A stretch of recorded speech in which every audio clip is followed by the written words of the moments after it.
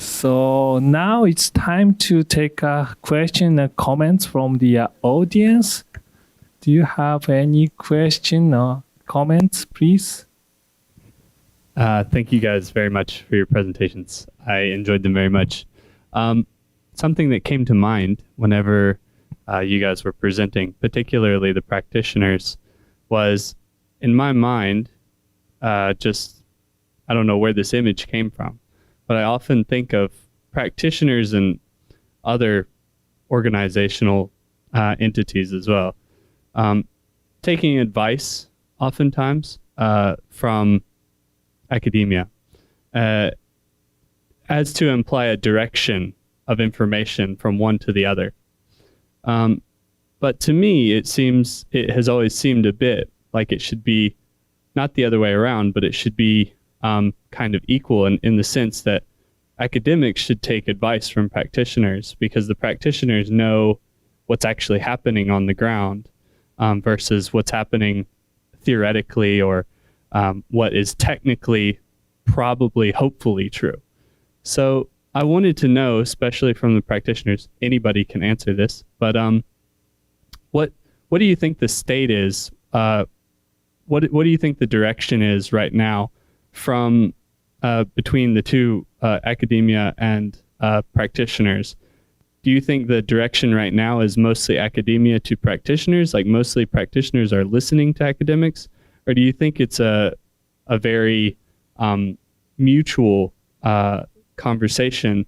Or do you think that, and also what do you think it should be versus what it is now? Thank you very much for the very good questions. So please answer. He has the microphone. So let me do it first. Yeah. From our experience in ASEAN's Center for Energy, what is happening is it's case by case. Sometimes we took advice from the academic institution, but sometimes the academic institution came to our office and asked for advice, what kind of research is priority.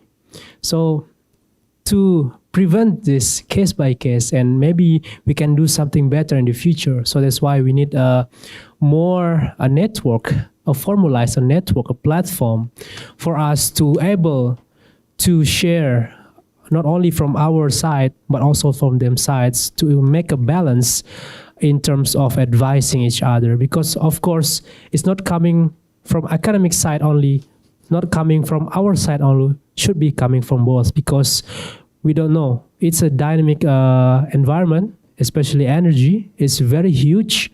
So by this formalized framework, I think it will become a better advising practice, as you said. I do agree with you. Thank you. Thank you.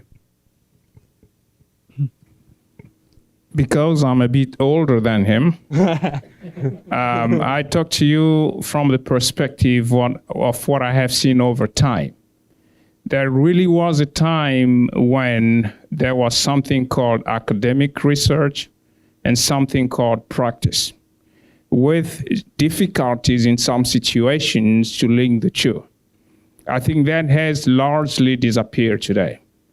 There is no research that doesn't learn from practice, and no good practice, if I may say so, that doesn't learn from research. They go hand in hand today. And I read many publications in the areas of interest, of course, and I see a very direct link between academic and academic work and practice. Even inside FL, I joined in '97. I don't know if you were born at that time. I'm joking, of course. The point is that we used to talk about normative work and field work at that time. That has disappeared because there is no normative work that doesn't contribute to field work, and there is no field work that is useful if it doesn't bring knowledge to the normative work. The two must be parts of the same coin, two sides of the same coin, so you don't separate them. So my experience, not only from FL, but from the overall, development in academic research and practice, what I see is that they are much more closely linked today than they used to be 20, 25 years ago. Thank you. Thank you. How about? It's a very difficult topic because if you think about your scientist or researcher, your topic is very, very narrow, right? So you're a specialist.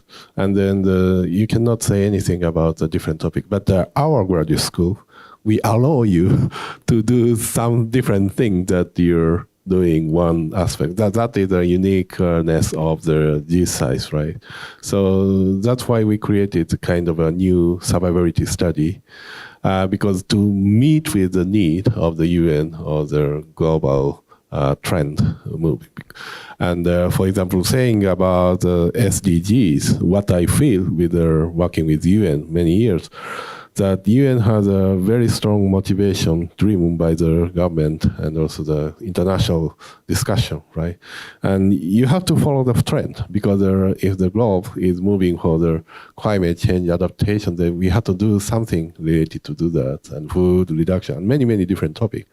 But the research, as a researcher, you should be free-minded, right? So free-minded. So you have to discover what is right and what is wrong. Sometimes they don't match. It's true. However, I think the mission of the scientists is try to discover the truth, to adapt the goal of the international society is looking for, how to prepare the truth and find the best answer. That's what I think. How can academic sector can contribute for solving the global issue, right? Thank you. Thank you very much. So, do you have any additional comments or questions? Thank you. Very, very interesting question and also very nice discussion. I think all of us realizing the importance of connectivity between academician, researcher, as well as the policymakers and also particles business parts. And then in terms of the academician and also politician, there is a very interesting saying. Researcher or academician, they cannot lie, but you can make mistake. But politician, the other way around. they cannot make mistake, but they can lie. So there's truly the opposite, as you mentioned, Charles. The coins, but the coin is two different sides. But the interesting thing here is that we have to try to fill the gap between telling the truth, but also not making mistakes. Yeah, because as we presented throughout the day, the problem is there. The problem is there, and how we fill the gap together, we can. Thank you very much. Do you have any comments? It's okay. I don't know if this is right or not. Actually, when we are trying to promote the false food loss material to the young generation, we have a difficulty. For example, the moving one direction to other. For example, there is already a written agreement that global warming is it's a logical thing because the global warming is a scientific consequence. However, when you publish some material, it is already determined truth, right? So there is no room that you can doubt that description. And then when you do some movement, like a food loss and some like SDG goal to halve the poverty, something, and there is a clear direction to do one direction, and there is no sufficient discussion why this has been done, because the sufficient discussion has already been accomplished with many, many experts, right? So we show the results to the public, right? So sometimes that make it difficult for young scientists. Why you conclude like this way to this way, right? Why SDG goal is determined? Why you have to eliminate those kind of water scarcity? Why? And there is a huge discussion. So the huge discussion has already accomplished. However, when you publish something, it is determined truth. And that difference we face sometimes between, like you are saying, the lying or like a mistake, something. But we have already discussed and we determine one thing, but when you make an action, you have to think this is true. You have to believe this is true. But sometimes that it become, in the long run, it was wrong or something, right? Like a pesticide or carbon dioxide, many different things. But we have to think the difference between the policy and the science with this, what you're saying. Right? I think that's a very interesting point. In FL, we have such a thing as the Committee of Food for World Food Security, CFS we call it. And if you look at the way, and this is about minimizing mistakes, but this point is more about ownership, but the two can be linked one way or the other. I think the way to go is partnership. And SDG 17 is there precisely for us to make sure that ownership is shared, but also that mistakes are minimized, because we can harness knowledge from all parties. And once we have reached that point, we can have shared ownership of decisions that we take. The Committee on World Food Security works that way precisely. It's probably one of the most inclusive, UN committees that I've ever seen. You will find private companies, you'll find NGOs, you'll find other UN organizations, you find governments, etc. So everybody is in there. So the knowledge that we develop, basically it comes from the discussions of CFS and the orientations that come from there. And we develop most of the publications based on the agreement reached by this very diverse and extremely inclusive committee that meets once a year. I think that is fundamental. So it's partnership, again, to conclude, is meant not only to harness, the knowledge and minimize errors, but it's meant also to facilitate ownership of the decisions that we take. Thanks. Thank you very much. It's a very good comment. Please. Thank you very much.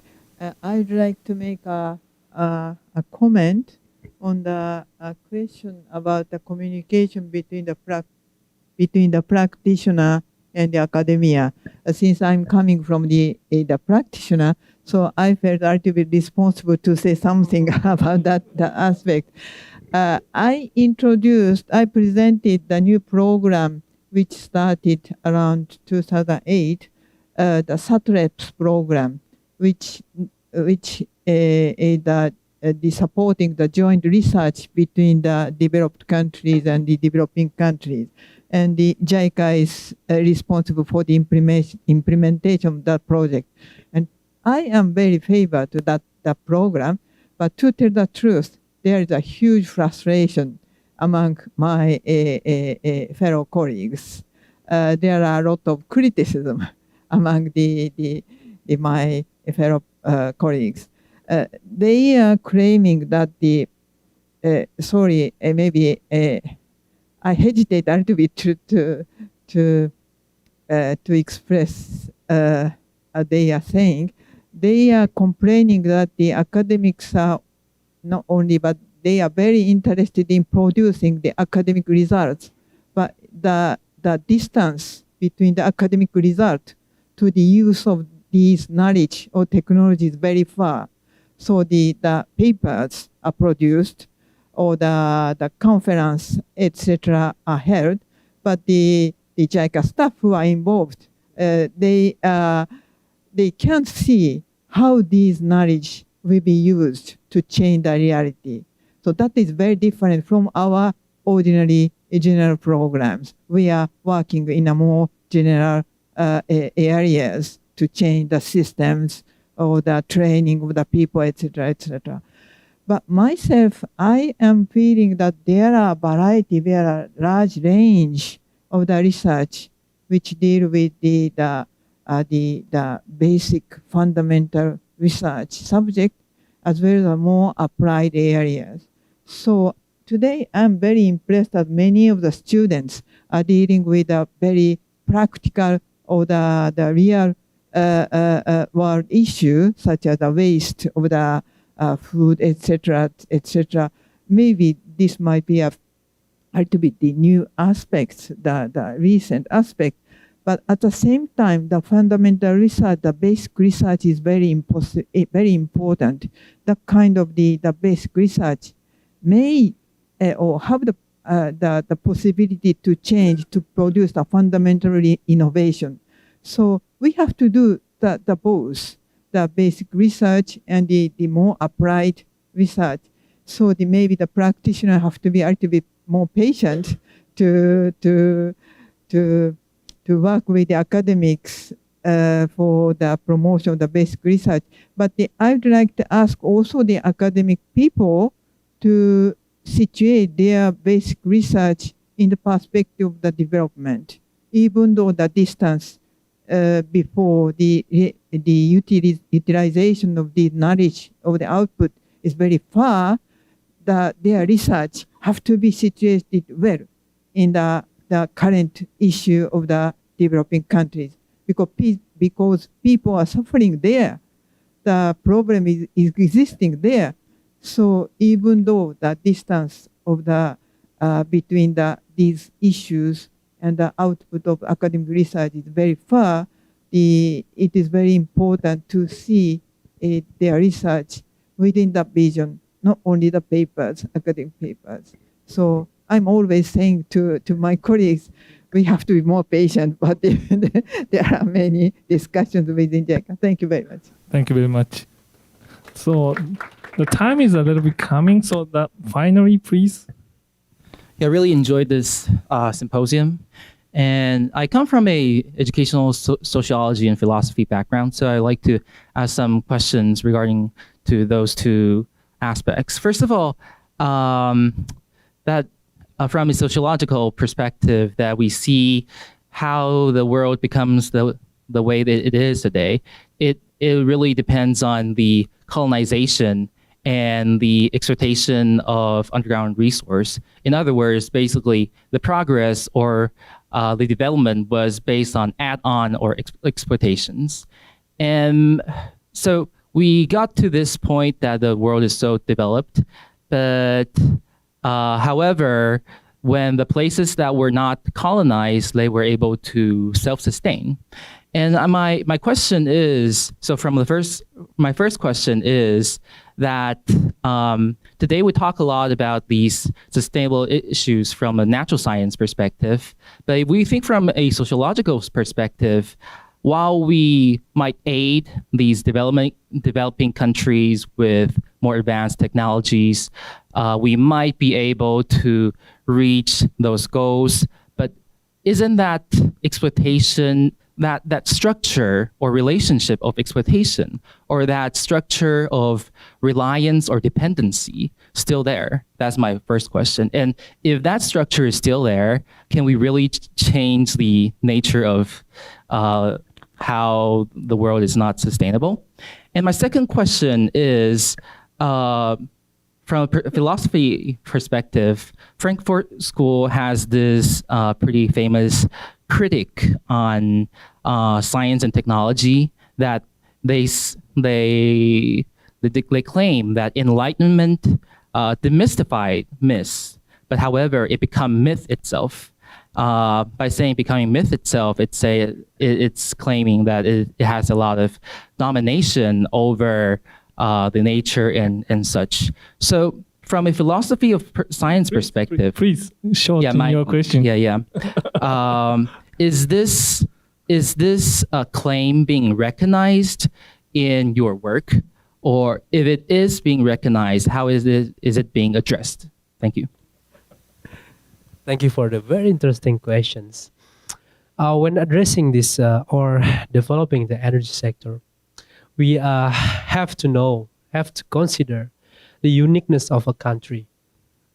When we go to Myanmar, we cannot do the approach the same way we do in Indonesia because the uniqueness of the country. By this point of view, in any kind of development, especially in energy, we do different things.